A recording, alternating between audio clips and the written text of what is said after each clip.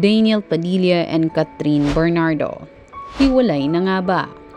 Mainit na pinag-uusapan ngayon sa social media ang isa sa mga sikat na kapamilya couple.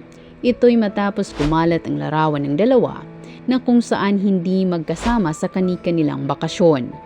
Kaugnay nga niyan ang kumakalat na sexy photos ni Catherine. Maraming ang netizen ang nagkomento sa di umano'y tila pagbabago ng aktres.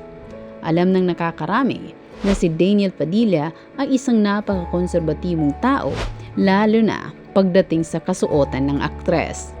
Sa latest vlog nga ni Ogie Diaz ay sinabi nito aniya na may nag-check pa sa akin na pasikretong nagkikita si Daniel at Andrea.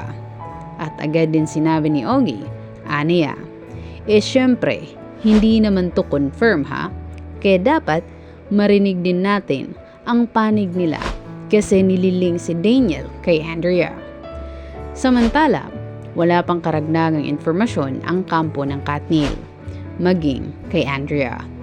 Narito naman ang samot-saring komento ng mga netizen.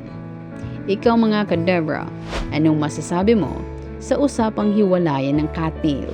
Paki-comment down below naman ang iyong sagot and do not forget to follow, like, and share. Thank you for watching. Bye!